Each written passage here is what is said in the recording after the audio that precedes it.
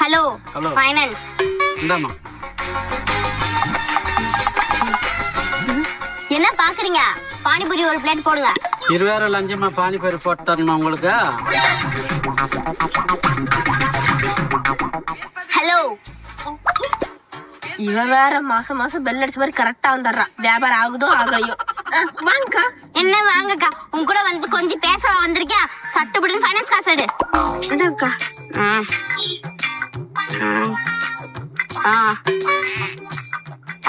இந்தம்மா.